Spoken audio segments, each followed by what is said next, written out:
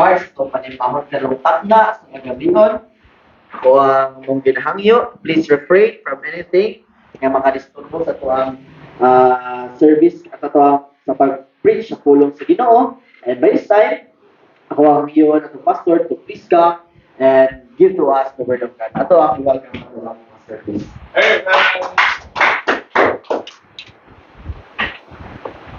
Amen. Thank you for that. Thank you for singing. And I hope nga andam na ta sa pagpaminaw sa pulong sa atong Ginoo. It's already 7 o'clock in the evening, mga kaigsuunan. And I hope nga the Word of God tonight will be a blessing alang kanato nga tanan. I would like to open a very familiar text nga at ato ang pagatun-an karon nga kagabion, mga kaigsuunan, nga this text is by the grace of God nakatabang sa atoa to understand the nature of our work as a volunteer workers, mga kaigsuunan, no? So I now start preaching about volunteer working alang sa kaymayaan sa Ginoo, mga kaigsuunan. And by the grace of God, we will understand more about sa ato ang pagpangalagad sa Ginoo and the nature of it, na mahimutang blessing ug dili ta mahimong burden anoon sa buluhaton sa Ginoo. Your Bibles with me please in the book of Luke chapter 17 verses 7 and verse 10. Okay, by the way, we have 2 boxes of Bibles diyan, no? Na someone gave us 2 boxes of Bibles yesterday. So mahimong atong tagsaan atong mga children sa ilahang pag lesson, no? So ato lang i-remind mga bata nga dili sulat-sulatan, dili gisiun, dili pilu-piluon, no? And I would give tasks sa ato ang mga young people this coming Sunday nga mo pangitag pamaagi nga malig-o na. So maybe itong mga dagko nga tape nga atong i-tape diha para malig-o dili sa dali magisi ang atong mga Bible, no? Kay katuman ang mga Bible nga ordinary nga paper ang gamit, pero ato na sa magamit for those who don't have Bible while we are having our preaching, or sa mga bata they are having their lessons na mga Bible lang magamit, but it will stay in the church.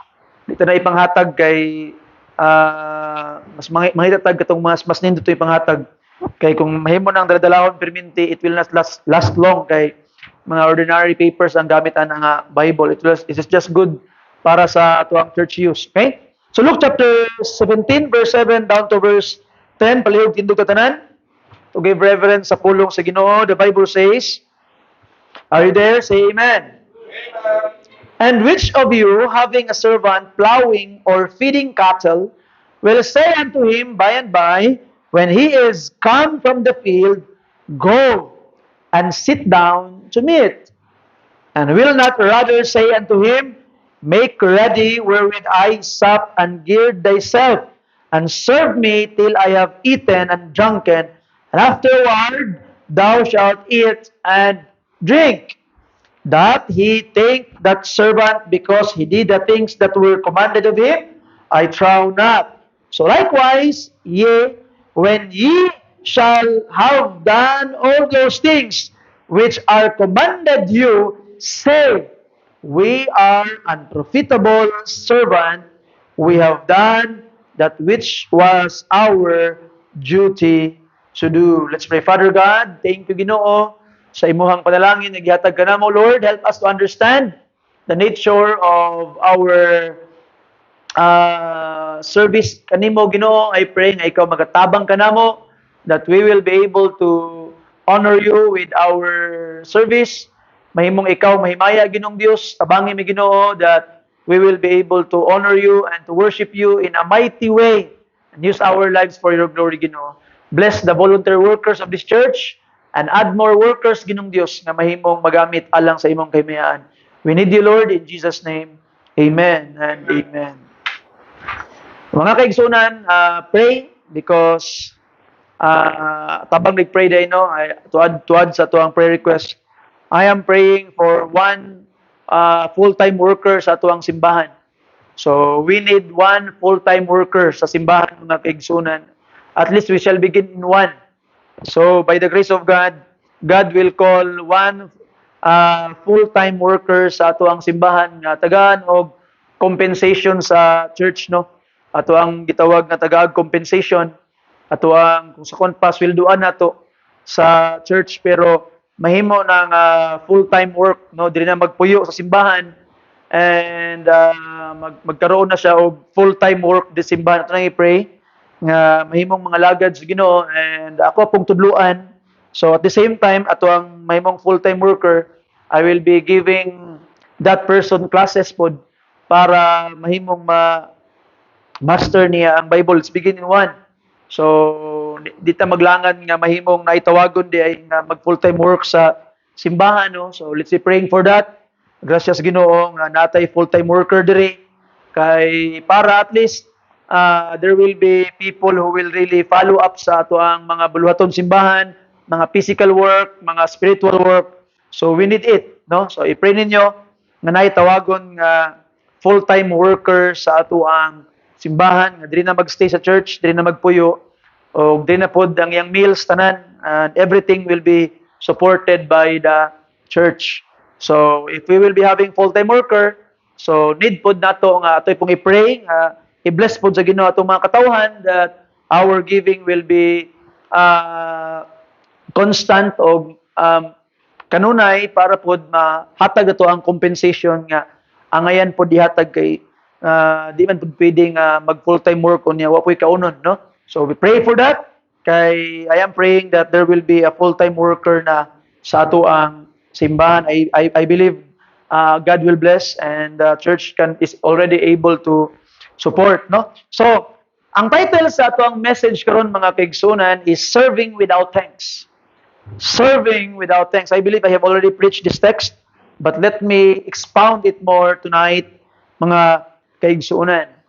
So, usa sa pinakadako nga gira sa kinabuhing Kristohanon is dili persecution.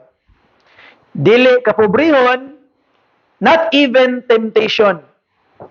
One of the greatest battles is serving God with wrong expectation. Sayop imong tinguha ba? Nakalagad kas Ginoo, sayop ang imong tinguha. Daghang mga Kristohanon nag-alagad sa Ginoo nga malipayon, nagtudlo sa Sunday school, nagkanta sa choir, naglimpyo sa simbahan, nagvisit sa mga kaigsuunan, nagwali sa maayong balita, nag-soul winning. Pero after sa pipila ka higayon sa ilang pagpangalagad sa Ginoo, nakalimot si pastor or somebody to say thank you to them. Or lahi ang na-recognize sa ilahang kahago. Ang ilahang mga gibuhat, murag wala na notice. Ang ilang pagsakripisyo, murag na-ignore. Ang discouragement nagsugod dayon. Because of those sacrifices ignored, labor unnoticed, discouragement begins. Naay mahunong nas pagpangalagad sa Ginoo, naay mahimong bitter kanang sama ni oy, laina ni oy. Laina ani nga simbahan oy, di man makita atong ginabuhat. Laina ani nga pastor oy, dili man ta pasalamatan, di man ma-appreciate tong sakripisyo. Laina ani nga church oy, dili man nila makita atong effort. They become bitter. Some continue serving the Lord, but many complains. They serve, but they complain. They have complaining spirit. And you know, Jesus knew this problem long before we experience it. And ato makita ang usa ka powerful parable to answer that problem mga kaigsuunan. Okay? Because this parable dili lang para sa mga slave o mga servant in the first century, but this parable is also for every believer today. The Lord wants to teach us that our service should never depend upon applause. We are not working for men's approval. Wato nang nalagad sa Ginoo kay para pasalamatan sa tao. Nagapangalagad ta sa Ginoo because we understood Galatians chapter 1 verse 10. Open your Bibles with me there in Galatians chapter 1 sa verse 10 mga kaigsunan. The Bible says, "For do I now persuade men, O God? Or do I seek to please men? For if I yet please men, I should not be servant of Christ." Kay kung tao lang ang akong ginalipay, di ko ngayon mahimong alagad sa Ginoo. So ato makita mga pinangga, if nangalagad ka sa Ginoo, ay para palakpakan sa tao, para pasalamatan sa tao, then you don't deserve to be a servant of Christ. Kay kung atong tinguha is ang palakpakan sa tao mga kaigsunan, then mahimo gitang mo discourage, hinahinay.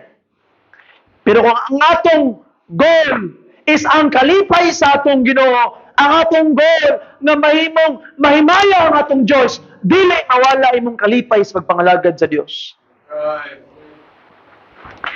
Ato makita mga kaigsunan before we look at our text, let's try to notice the context first sa chapter 17. Earlier in Luke chapter 17 mga kaigsunan, tumakitaan that Jesus taught about forgiveness, no? Pasaylo, instruction in forgiveness. Nato makitaan mga kaigsunan nga ingon pa sa verse 3, "Take heed to yourselves, if thy brother trespass against thee, rebuke him, and if he repent, forgive him. And if he trespass against thee 7 times in a day, and 7 times in a day, turn again unto thee, saying, I repent, thou shalt forgive him." Now ang response sa mga apostles, "And the apostles said unto the Lord, increase our faith." Lisuda na oy. Increase our faith. Kuyawa na oy, lisuda na Ginoo. So ato makitaan mga pinangga nga mga kaigsunan, it takes faith to forgive. And ato makitaan mga kaigsunan, your forgiveness, ang imong pagpasaylo, your forgiving to someone na nakasala sa imuha is not entirely because you are good, but because it is your obedience to the command of God. It takes faith to forgive. And ato makitaan makisunan muna nakaingon ang mga apostles, increase our faith. Why? They need great faith in order to learn to forgive. Sayon ka, 7 times in a day, pasaylo sa iyo, pasaylo ni mo. Right. And you need to have faith, mga kaigsunan. And faith needs to be increased by the Lord Himself. Nato makita mga pinangga nga mga kaigsunan, kung mupasaylo po kay it requires humility. No? Ang imong pag-obey sa Ginoo, dapat mahimo kang humble. So ato makitaan nga kaning gitawag nga faith diri nga ginaingon na increase of faith, ang faith nagapasaylo, ang faith nagaserve, ang faith nagaobey. And faith does not demand recognition. This parable destroys pride.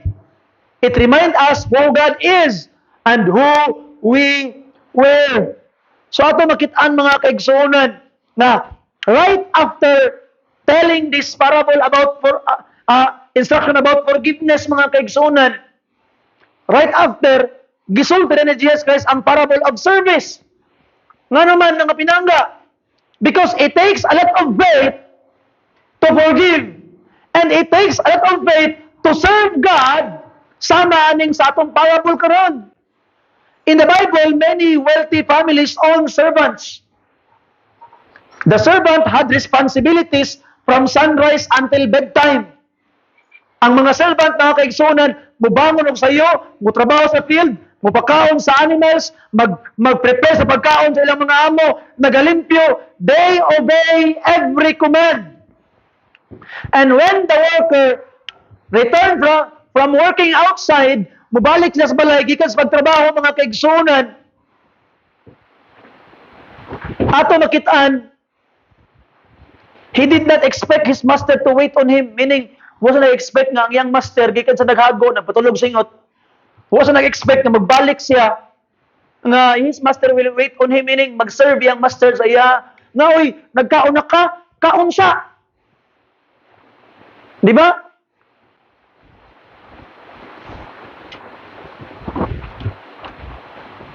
Arang-arang pa to tong mga master karon. Kagahapon si ang among nila ni Brother Danny, na-late ni sila og kwan kay daghan nasa dito. Ana siya nga pagdaksa kay sa sakyanan, ana si ma'am nga pastor. Ug na kay extra money din ha. Dungangi og tag 200 ang ilang mga sweldo ha kay nabasa na ba to sila ulan. You see? Dungangan daw tag 200 ang ilang mga sweldo. Kay nabasa sila ulan. Niya ato makita mga kaigsunan nga our earthly master karon is murag naay mga concern no atong kwan. But we are talking about slaves karon. Sa atong text mga kaigsunan, these people are not people nga ginasweldoan. You see? So may patag kay naghunahuna pa ato ang mga master sa ato karon. But in the Bible mga pinangga, the slaves, wa gyud tawo nagpakabana iyang master kung nikaon na ba siya wala. Pag gikan nagtrabaho, wa pa siya ikaon, gisingot pa siya, gikan pa siya daro. Pagbalik niya, ingon siya master, okay, hukari ko, lungagi ko, kay hukaon ko. You see, instead of expecting that the master will serve him or serve him forward, he continues serving. That picture shocked no one in the audience of Christ. Kato nga gi-explain ni Christ, wa gyud na shock ato. Wa gyud ingon nga lain na pud nang amoy nganong inana man na siya. Maybe in our time today na ma-shock, but in the time of Christ no one was shocked. Why? Because everyone understood it. Jesus used something ordinary at that time. Because it was ordinary and expected for slaves nga bisan paghago sila pagbalik nila at imanon gyapon nilang amo. That was expected before. Now ato makit-an mga kaigsunan, Jesus Christ describes as servants of God. Kita nga mga nangalagad sa Ginoo nga dapat inato pod ang atong attitude ato nga servant. The Christian life is not about asking, what do I deserve? Usahay, ang atong una-una, di man ako ni deserve. This is not what I deserve. But that is not the real question, mga pinangga. The Christian life is about asking, what does my master desire? Amen? So stop asking, while serving the Lord, what do you deserve? Start asking, what does my master desire? The word says, serve yourself. Jesus says, deny yourself. The word says, know your rights. Jesus says, take up your cross. The word says, you deserve recognition. Jesus says, you are my servant. So ato makita mga pinangga nga mga kaigsuonan nga by the grace of God kani nga parable karon dapat atong ibutang sa atong kasing-kasing nga dapat as volunteer workers of the Lord, as servant of the Lord, mo reflect ni sa ato. You see? Nga, makit-an ni sa tuwang kinabuhi. Pastor, dili man ko compensated, pastor, nga wala man ko'y sweldo sa pagpangalagad, wala man ko'y sweldo sa akong pag-Sunday school, wala man ko'y sweldo sa akong pagkanta, pastor. Of course, we are servants of the Lord. You see? Kaniya nga mo sa mo as a pastor, mga kaibigan, it's not our compensation. Dili man mo ni sweldo ang kanang support sa church. It's not our compensation. Dili ni sweldo. It is just something that to sustain us, mga kaon mi. You see? Kaya og sweldo pa ni, mo ko kulang ra kay na. Og sweldo pa ni. You see? But what we have from the church is just something to sustain us nga makalaot tayo nga nakakaon mi. Nga ma-survive mi. You see? The Bible says that there may be food in mine house. No, ato makita mga pinangga nga mga kaigsunan na we are not waiting for compensation. We are not waiting for sweldo. We are just We are just supported for our daily needs. No, sa ang kato mga full-time workers. And kita nga mga dili full-time workers, if you are not a full-time worker, we are not waiting for compensation. Why? We are slaves of God, amen? Mga slave ka sa Ginoo. And by the grace of God, our attitude will be like this servant here, na gitudlo sa pulong sa Dios. Ato nang tanawang closer look, pulo lang ka punto karon mga kaigsuhan. 3 points. Number 1, first of all, a servant's work is not always sensational. Kimaninan ninyo, a servant's work is not always sensational. Now remember this, it doesn't mean nga pananglitan ay mga young people karon. Mga young people nga who are working in the church, nga manilhig sa simbahan, nga manglimpyo sa simbahan. It doesn't mean nga makahuman mo eskwela, dili na mo trabaho anang mga menial work of the church. Kay nakahuman mo, of course not. You see, there's nothing change. You see, it doesn't mean nga ni dato dili na ka pwede atong mga ginagmay nga mga trabaho sa simbahan. Of course not. You see, you are still the same servant 10 years before, 5 years before, when you are still first year high school, you are the same servant now that you're working. Higala igsoon, it doesn't mean nga na professional na ta, nga di ta mo trabaho sa mga ginagmay nga mga trabaho sa simbahan. Of course not. You see, you did not become great. You did not become someone else. I hope by the grace of God na our attitude will stay the same. Stay being a servant, mga pinangga nga mga kaigsunan. You see, because a servant's work is not always sensational. Ingon pa sa verse 7, but which of you, having a servant plowing or feeding cattle, notice what the servant was doing. He was not preaching. He was not standing before crowds. He was just plowing. Nagadaro siya. Nagapakaon sa karniro. He was doing the dirty work, routine work, hidden work, the kind of work nobody noticed. Why nakabantay? And that is how much a Christian service is. Inana po ng atong pagpangalagad sa Ginoo mga kaigsunan. Many believers imagine serving God always means standing behind a pulpit. Of course not. Ang pagpangalagad sa Ginoo, dili lang ang pagbarog behind the pulpit. You know, this afternoon, before I stand before the pulpit, I clean these 2 CRs there. Kanang duha ka CR dia sa babae at lalaki, ako nang gilimpyuhan kanina before I stand before this pulpit. You see? Kanang mga hugaw dia sa tumangan, you ask those workers, kita nila, I was working, I was cleaning there. Hakot og tubig nga naman because dili sensational perminti ang atong trabaho as believers. You see, dili perminti mga pinangga nga kaigsunan nga nagbarog ka sa pulpit mo wali nakabarog usahay mga pinangga nga imong piloon ng imong slacks, imong piloon ng imong sinina nga naman you will do the dirty work because serving the Lord is not always sensational. Most ministries is unseen, di makita. This na, kung pagwali ko ron, makitaan sa mga naminaw sa YouTube, makitaan sa naminaw sa Facebook. But when you work cleaning in the church, nanilig ka, nobody can see. You see? Someone prepares the classroom, someone prepares the room sa mga Sunday schools, someone na nag-cut o grass. Ingon pa ni Brother Richard kanina, Pastor, ang Kristohanon, di na magpasugo. And sa pagtanaw na ko siya, na yan ang ipanghagbasan na dito, paingon dito, ham, to sa sagingan. Yan ang ipanghagbasanan. He was cleaning. I did not tell him to do that. Yarang gibuhat, yan naman. Nakita niya nga gikinahanglan. You see, that is how servants do, mga pinangga. And someone repairs building, someone nagaluto dito every time nga Sunday afternoon at Sunday noon, mangaon ang mga kaigsunan sa simbahan, na nagaluto dito, they are not seen. Someone nagabisita, they are not seen. Someone prays in private, you are not seen. Walay mo pakpak sa imo ang mga pinangga nga mga kaigsunan, yet heaven notices your work. Kita ang langit sa imong ginabuhat because God values faithfulness more than visibility. Again, God values faithfulness more than visibility. Mas gitanaw sa Ginoo ang imong faithfulness kaysa kanang magpakita ka, Today, our culture celebrates popularity. Pila na imong followers, pila na imong view.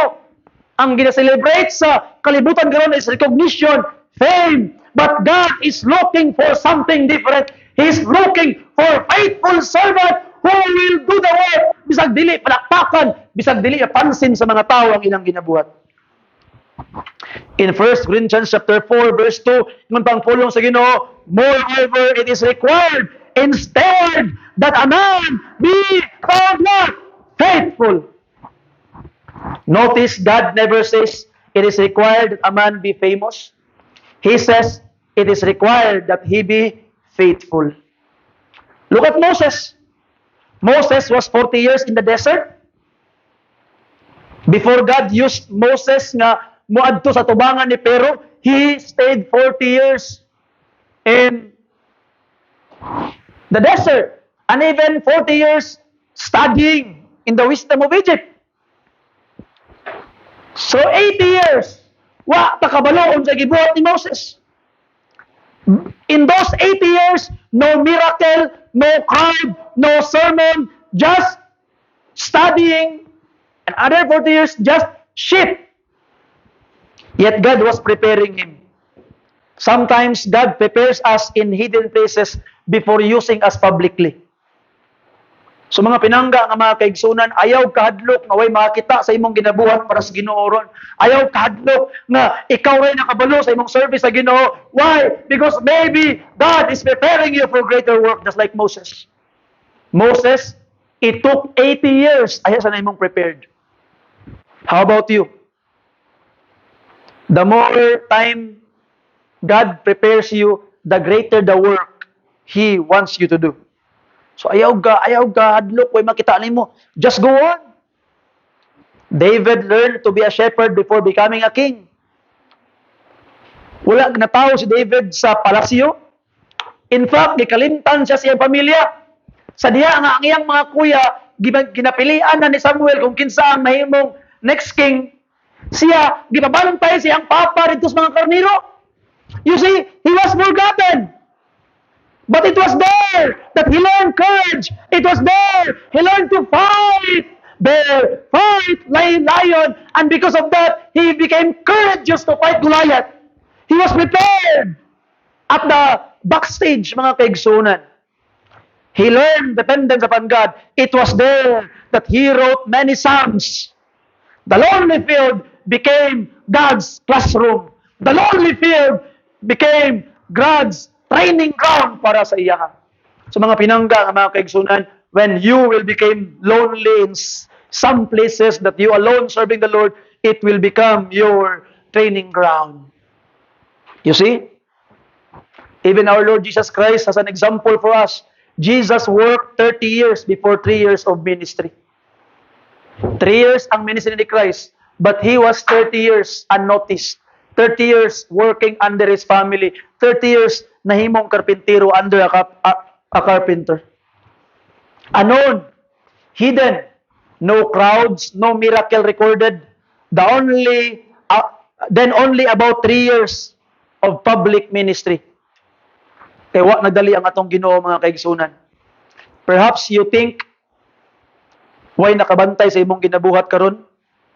Siguro, ang imuhang ginabuhat, pag-abot nimong simbahan, nagsayo ka, makita ka og mga sagbot sa tubangan, imong ginapamunit.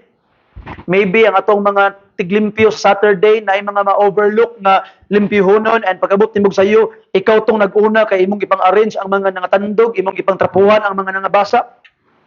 No one sees you. Ikaw tong gapang-limpyo sa diya nga nang biya na ang tanan. Ikaw tong gatudlo sa mga bata.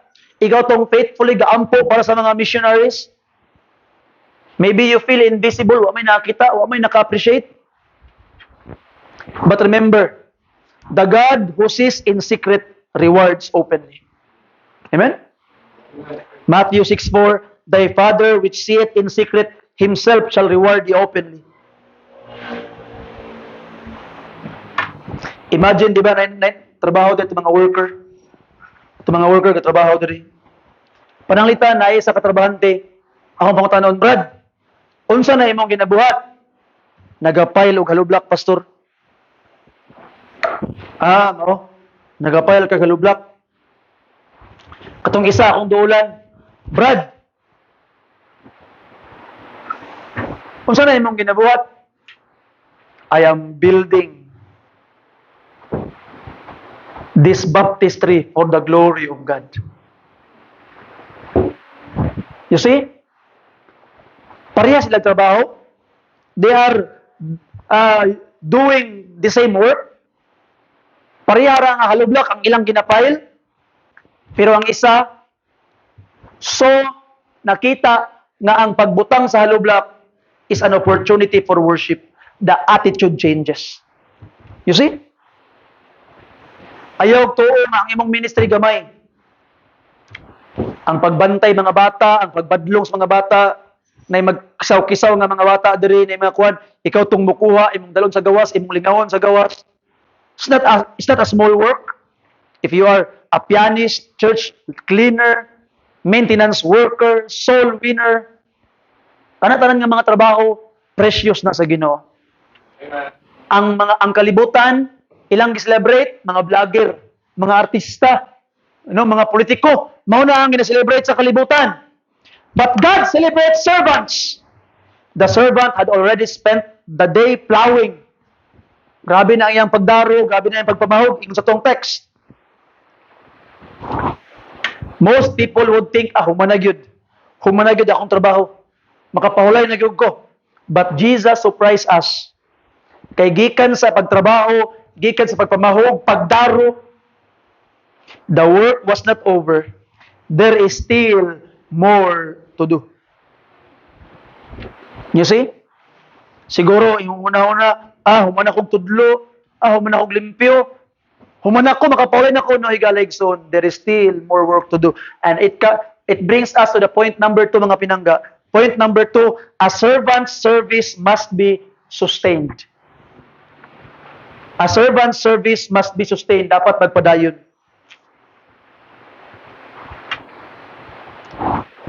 Ingon pa ang pulong sa Ginoo, mga kaigsunan, verse 7 and verse 8. Again, let's read it again. The Bible says, "But which of you, having a servant plowing or feeding cattle, will say unto him by and by, when he is come from the field, Go and sit down to meat, and will not rather say unto him, Make ready, wherewith I may sup, and gear thyself, and serve me, till I have eaten and drunken, and afterward thou shalt eat and drink." Notice something surprising. Nagtrabaho na ang servant all day, singot na kay siya, kapoy na kay siya, gutom na kay siya, nagdaro siya, nagpakaon siya mga mananap, gikapoy na yang lawas, nahugaw na siya, way sulod ang iyang tiyan, pero ang iyang gitawag na amo wala niingon, lingkod ug pahulay. Instead, ang giingon siyang amo, andam kay mukaon ko. Ang trabaho sa sulugoon, wala pa nahuman. Nalahi lang ang lugar. It was simply change of location. He went from the field to the house. From outdoor labor into indoor labor. The lesson is clear. A servant never stopped serving. Amen? Amen. A servant never stopped serving. Christianity is not a part-time commitment. Paminawa pagayo. Christianity is not a part-time commitment. Many people treat Christianity like a weekly appointment.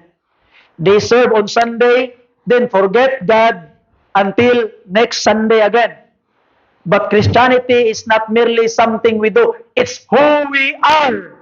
Again, Christianity is not merely what we do. It is our identity. It is who we are. Mao nang Christianity, mga kaigsunan. A Christian is a servant every day. Namang ka simbahan, namang ka sa trabaho, namang ka sa eskwelahan, namang ka sa palengke, you always represent Christ. In Colossians chapter 3 verse 23, "And whatsoever you do, do it heartily as the Lord, and not unto men." Notice the word, whatsoever. Kanang whatsoever, apil ana ang panghugas og plato, apil ana ang pangnilig sa gawas, apil ana ang pagdrive, apil ana ang imong pagtrabaho, apil ana ang imuhang gitawag nga panglaba, apil ana imong pagbayad sa imuhang mga bills, apil-ana ang pagpadako sa imuhang mga anak, apil-ana ang imuhang gitawag nga pagpamadlong sa imuhang mga badlongong mga anak. Everything you do, everything, whatsoever you do it heartily as the Lord and not unto men. Everything becomes worship when it's done for Christ. Right. Sa ato pa mga pinangga, sa diha nga galabak ka, you can worship. Sa diha nga gahugas ng plato, it can be a worship. Sa diha nga gatrabaho ka, gapang hagbas ka, gapay ka kalublak, it can be a worship. Mahimo ng simba kung imo nang ginabuhat para sa Ginoo. You see? The Christian never retires from serving. Walay Kristohanon nga mo retire na sa pagpangalagas Ginoo. The world speaks about retirement. The Bible speaks about finishing. Paul never retired, he finished. And the finish line was his death. Near the end of his life, he declared, 2 Timothy chapter 4 verse 7, 2 Timothy 4:7, I have fought a good fight, I have finished my course, I have kept the faith. Notice, he didn't say, I took it easy, ako rang basta kay mahuman lang okay ra. Naman pa niya, I finished. God does not call us to retire from serving Him. Our ministry may change, our strength may decrease, maluya ka, matiguang ka, maluya na imong lawas, but our usefulness never ends while you have breath. Samtang ginahawa pa ka, magamit pa ka sa Ginoo. Kay bisan pag nagsakit ka, nagluya ka, gikapoy ka, ay kalimot, servant, gyapon ka sa Ginoo. Pastor, gikan ang kong trabaho, Pastor. Gikan ng trabaho, gikapoy na ko. That must not stop you from serving the Lord. Higala igsoon, sa diha nga gikan ka sa imong trabaho, unsa ang trabaho, teacher man ka, panday man ka, abogado man ka, unsa man ang imong trabaho, pagawas nimo sa imong trabaho, you are still a servant of Christ. Sulugon gyapon ka sa Ginoo. You see, don't you ever say, I cannot serve the Lord, kaya gikapoy kung gikan sa trabaho. How dare you say it? You are still servant of the Lord. You are still slave of Christ. Slave niya pong Christ Jesus. Sulugoon niya pong kas Ginoo. Unsa man na imong trabaho ay kalimot sulugoon niya pong kas Ginoo. Kaning servant re, gikapoy na nigdaro, gikapoy na nigbahog, gipaningot na, gigutom na, pero wa siya kalimot nga servant gyapon siya. Nagpadayon gyapon sa trabaho, nagpadayon po kalagad. That must be our attitude mga pinangga ng mga kaigsunan. Don't forget you are still a servant. You see? Kapoy na imong lawas. Maybe one day you cannot preach anymore, but you can pray. Maybe di nakakabiyahe, but you can still encourage. Maybe di nakakatudlo sa mga bata, but you can still disciple young believers. There is always a way to serve the Lord. You see? Kung sa man na imong kakapoy, I don't know what it is.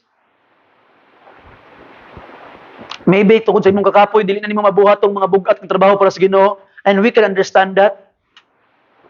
But still be useful. Paggamit gyapon sa Ginoo, bisan pag sa ginagmay ng butang. You see? Kay naay danger ang mga kaigsunan ang spiritual rest. So ato makita mga pinangga nga mga kaigsunan, walay magtotoo nga ni-graduate na sa pagkasulugon. One of Satan's greatest tools is not always open sin. Sometimes it is comfort. Akong gingon sa inyo kanina, sometimes dili trouble ang makastes sa imong faith. Ang makatest sa imong faith, ulan. Ni ulan lang nakamatong simbahan. You see, sometimes dili trouble, dili problema ang nakatest sa imong faith. Usahay birthday. Giinbitar kag birthday, di na ka mo simba kay mo attend na ka dito. Usahay dili kasakit ang mo test sa imong pagto. Usahay swimming pool. Kay gihanggat taglag swimming pool, di na ka mo simba kay mo ato na kag pool. You see that? So ato pa mga pinangga mga kaigsunan, it's not always trouble will test your faith. Sometimes it's our comfort, it's our joy, it's our happiness ang makatest tong faith, makatest ito ang commitment. Kinsa kay importante, imong kaugalingong joy or your service to God. Pastor, gikapoy ko, deserve ko to. Yes, you deserve to be comfortable. You deserve para mahimong gitawag nga makaangkon po og paulay usahay. But higala igsoon, what is more important? The joy that you think you deserve or the desire of your Lord? So may mas importante. I hope you know the answer. I don't need to say the answer. You know it. You see? Comfort will whisper, you have done enough. Daga na imong gibuhat. You deserve a break. Uban na po ipabot, ana. Ang uban na po, sila na po ipabot, ana. Kaya para po sila, mapitful po sila. Para sila na po ang mga lagad sa Ginoo. But the Christian life is never about convenience. It is about obedience. I hope you say amen to that. Amen. Jesus said, if any man will come after me, let him deny himself and take up his cross daily and follow me. Luke 9:23. Notice the word daily. Everybody say daily. Amen. Again, daily. Not occasionally. Not when convenient. Daily. Look at the example of Paul. Paul, gikulata, shipwrecked, napriso, rejected, misunderstood. But listen to his testimony. Unsa ang gingon ni Apostle Paul? Acts chapter 20 and verse 24. But none of these things move me, neither count I my life dear unto myself, so that I may finish my course with joy. Paul's goal was not comfort, it was completion. Not popularity, but faithfulness. Wala nang ningo si Paul nga musikat. Even though nisikat sa karon, but his goal was faithfulness. Even look at the example of our Lord. No one ever served like Jesus. Si Jesus Christ, He preached all day. Ayo ang mga masakiton. Nag-pray during the night. Unya pagkahuman, ingon pang Bible, He rose very early in the morning. Nga wala pa ang adlaw, natulog pa yung mga disciple, nag-ampo na pod. Christ have only 3 hours sleep, maybe, in His ministry. Even while hanging on the cross, He thought about others, nagbitay na sa cross. Pero yung una-una, aman, pasailoa sila, kay wa sila kabalo silang ginawat. Even in the cross, He was thinking for you. He was thinking for that thief na maluwas. He cared for his mother. Ingon pa niya kang John, John, kanina imong mama, inahan, kanina imong anak, bantay, taon na akong mama. He cared for his mother even in the cross. Even in the time na nag-anto siya, even in the time na siya unta ang dapat i-comfort, nangita pa sa pamahagi nga maka-comfort sa uban. Nobody can serve like Jesus. He promised salvation to the repentant thief. Our Savior never stopped serving even in the time he was dying. And if the master served continually, how can his servant do less? You see? Pananglitan ko o trabaho ka, ang imong amo, nagaswildo sa imo, wa pa ni honong og hagbas. O ang imo, di ba gid amo, ang nanag-iya pa gid sa imo ha. Among master, wa pa ni honong hagbas, o na ikaw mapahulay na ka? Of course not. You see? If our master did not stop serving when he was very tired, did not just stop serving when he was dying, how about us? Dito mo unang ugalagad sa Ginoo mga kaigsunan. Let us apply it to the church. Churches become strong because of faithful servants. Mahimong strong ang simbahan tungod sa mga faithful nga mga kapangalagad sa Ginoo. Not because of famous preachers. Kami dili man tungod sa amo. Not because of beautiful buildings. Not because of mga sikat nga mga tao. But because of ordinary believers who keep serving the Lord year after year. Katong mga nursery workers, katong mga children's workers, mga usher, Sunday school teacher, mga choir member, mga soul winner, katong mga giver, katong ga-support sa simbahan, katong mga gaampo para sa church, most of their names will not appear in history book, but they are written in heaven. You see? Most of those people wala na ilhan, but the Father knows them. It's a challenge for us pastors. Pastors must not wait that somebody will say thank you. Some sermon dili makita. Naay mga bisita nga malimta na. Naay mga sakripisyo nga usahay ma-misunderstood. But remember, you are not ultimately serving people. We are serving Christ. Ephesians chapter 6 verse 7, with good will doing service as to the Lord and not to men. You see? Dili sa tao, sa Diyos mga kaigsunan. So I hope that it will make us faithful. So ask yourself, am I serving only when I feel appreciated? Or am I serving because Christ is worthy? Muhunong na ba ko kung kapoy na? Or mapadayon ko kay gisugo ko niya nga mapadayon? Ang servant sa tuwang parable, wala nag-serve based on feelings. It's based on faithfulness. So mga galag, so waagi na ninyo. Wa nagpasabot nga lain imong gibati, na inangaway nimo, emotionally problematic ka, di na ka mangalagad sa Ginoo. Sunday school teachers, I hope it will not happen in our church na gitawag na gikan kasi mong balay, niyan kag simbahan, gisapot ka, pagabot og simbahan, wa ka ni tudlo kay gisapot ka, you don't deserve to teach in Sunday school anymore if you will do it. You see? Because our service must not be stopped by our feelings. Wa na'y pulos na servant inana mga kaigsunan. Usa ka tong servant ingon nga, master tanawa ra gud gihago nako, nagdaro nako. Unya pagkahuman, imo ba ko ipaserve sa imo di na ko oy. But that was not the answer of that servant mga pinangga nga mga kaigsunan. The servant had worked all day. He continued serving at home.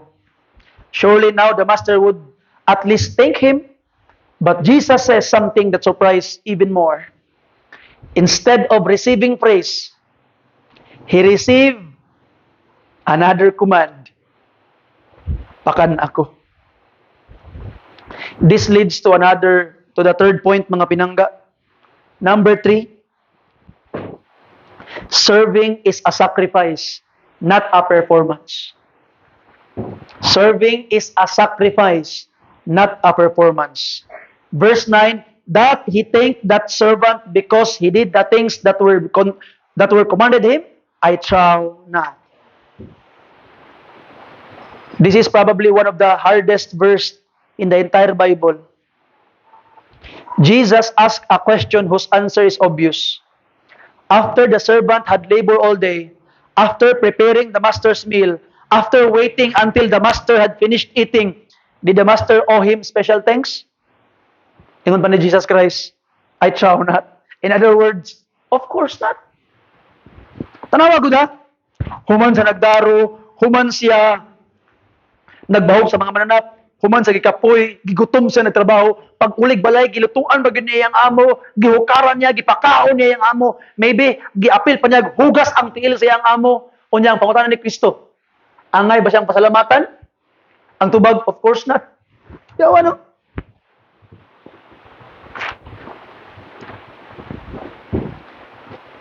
Nganong di man sa angay pasalamatan, Pastor?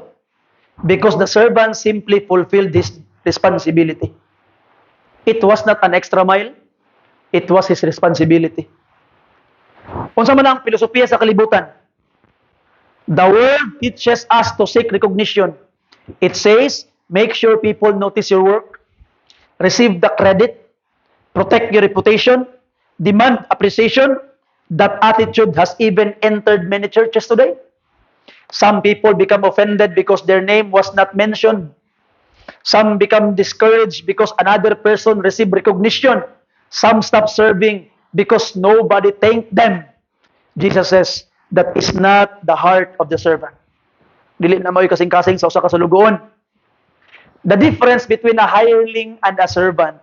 A hired employee ask, what will I receive? Katong mga hired, katong mga swildado, nagatrabaho sila, kinangutana sila, unsay akong madawat, unsay akong sweldo, pila akong sweldo. Mo lang hired. And when you work in secular, you must ask that. Di ba?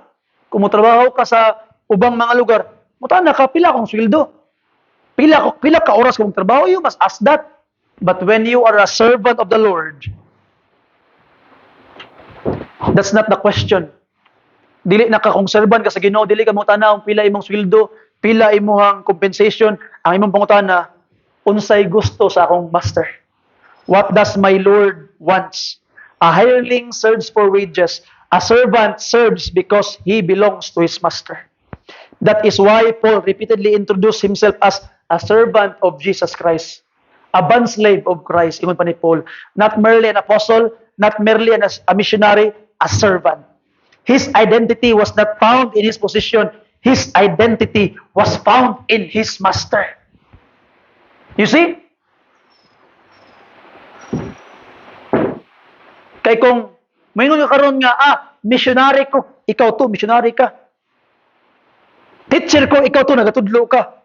Pero mayroon kag servant ko, meaning ang imong identity, wala nakabase sa imuhang, kung dili nakabase, kay servant ka to someone. Your identity depends on someone. You see? So mga pinangga, kani nga lesson nagtudlo sa atuwa nga we must guard against entitled spirit. Anang entitlement ba? One of the greatest danger in ministry is developing an entitlement mentality. Nangalagad na kong pila ka tuig. Dugay na kong Kristohanon. Dugay na akong nangalagad sa Ginoo. I deserve respect. Mas tiguan ko sa inyo. Respetuhin ko ninyo. Grabe akong gibuhat. I deserve recognition. I deserve special treatment. The Bible reminds us that everything we have already belongs to God. In 1 Corinthians chapter 4 verse 7, for who maketh thee to differ from another? And what hast thou that thou didst not receive? Unsa may naa sa imuha nga dili mo wala nimo gidawat. It reminds us that everything we have was received from the Lord. Imong kaluwasan hagikan sa Ginoo. Imong talent hagikan sa Ginoo. Ang mga opportunity hagikan sa Ginoo. Ang imong kusog hagikan sa Ginoo. Ang imong health hagikan sa Ginoo. Ang imong church hagikan sa Ginoo. Even the next breath you take, ang sunod imong ginhawa hagikan sa Ginoo. Regalo na sa Ginoo. Unsa man ang atong naangkon gikan na sa Ginoo, everything is grace. Christ is our perfect example. Wala na may lain pa nga nag-deserve og honor si Jesus lang. Ang ngayon gyud simbahon, ang ngayon gyud i-honor si Jesus lang gyud. Wala lain. Siya ang creator, King of Kings, Lord of Lords. Pero niyan siya sa kalibutan. Ana tao sa pasungan. Raised in Nazareth, rejected by his own people, giluwaan, bugal-bugalan, gilatigo, gilansang sa cross. Yet he did not demand earthly recognition.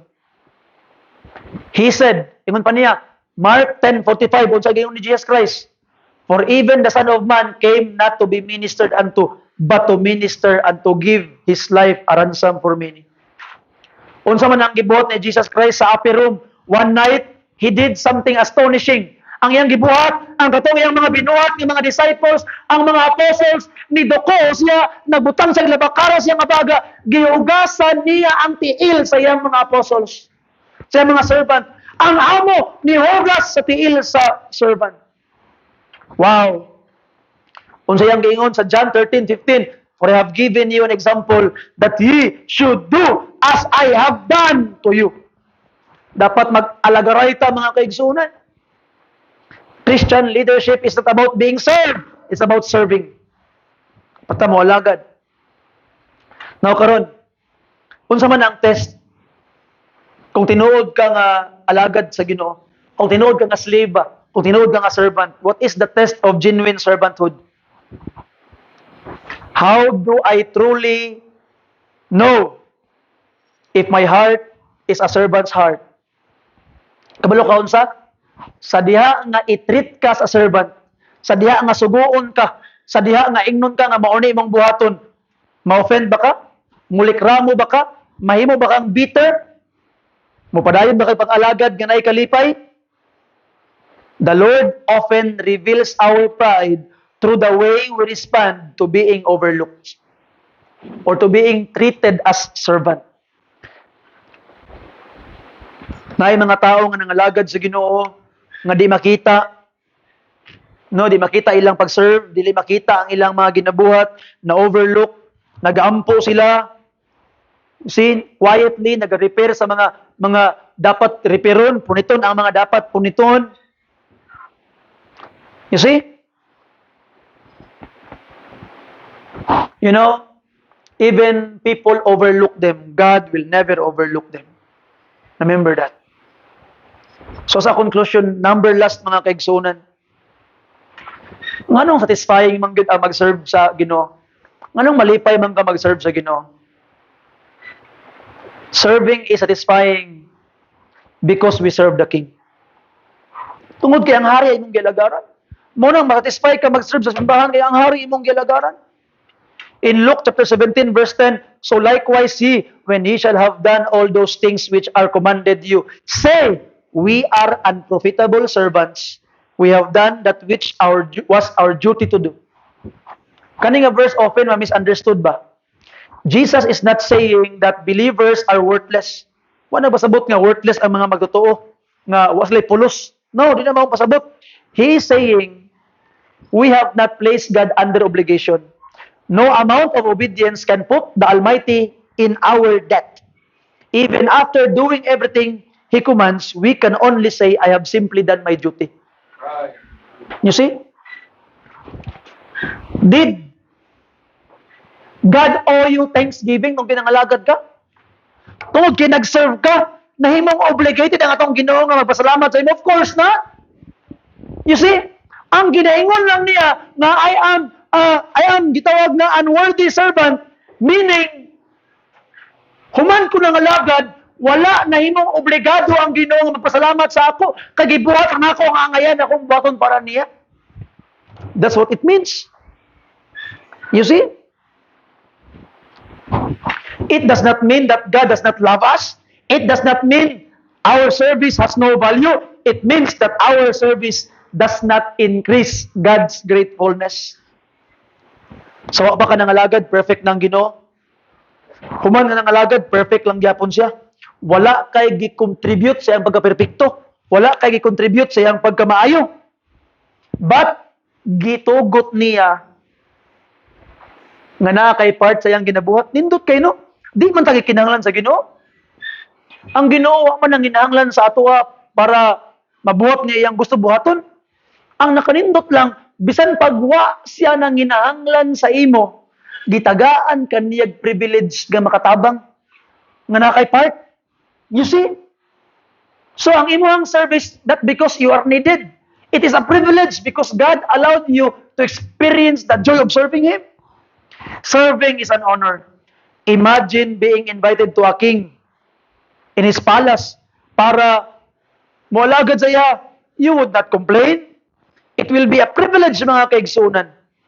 Every children's story, every tract distribution, every offering, every tithe, every sermon preached, every prayer is offered to the Lord Jesus Christ Himself.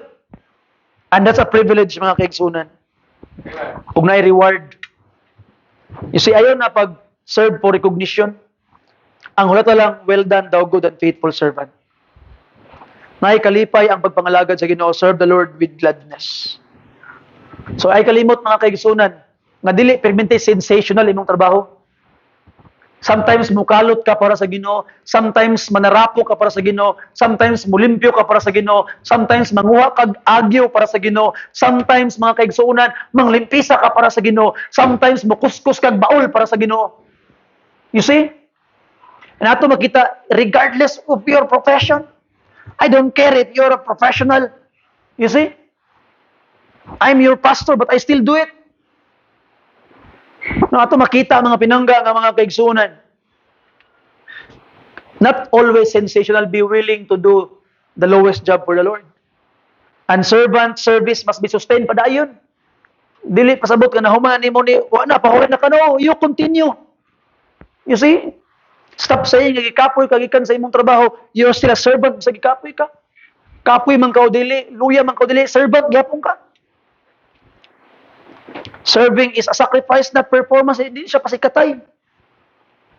And service will be satisfying. Why? Because we serve the King. So, punta na imong kagulingon as we close. what kind of servant you are. Nag-alagad ba ka para ni makakita? O nag-alagad ka kay angayan sa alagaran? Ayaw pagpangalagad tungod sa palakpak sa mga tao. Maybe na yung mga tao nga di makita sa imo ha. Pero padayon lang, nag-serve ka kay higugman ni mo ang Ginoo. Nag-serve ka, bahala walay makakita. Nag-serve ka, kay kabalo ka one day. Tanan imong gibuhat, dili manggaling ma-recognize diri. Ma-recognize talaga po dito. Kaingon niya, God is not unfaithful to forget your work and labor of love. Hebrews chapter 6 verse 10. So mga pinangga nga mga kaigsunan, ay kalimot we are servants. Alagad tas Ginoo. Unsa man imong gibati, kapoy man kaw dili, unsa man imong nahuman, wa nawala imong pagka-servant. Nakahuman maka-eskwela, ni dato naman ka, wa nawala imong pagka-servant. You are still a servant of the Lord.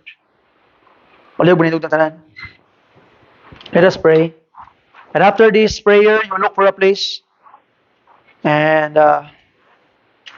after sa atuang gitawag nga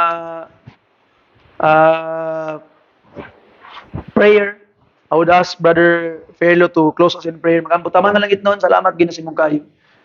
Bless this day, Ginoong Dios, nga mahimong masabtan gyud ang amahan ang angayan ng mga pagbuhaton for your glory. Bless these people, Lord, that we understand kung unsa gyud ang tinuod nga nature sa pagiging servant, Ginoo. Help us to understand it deeply, Lord.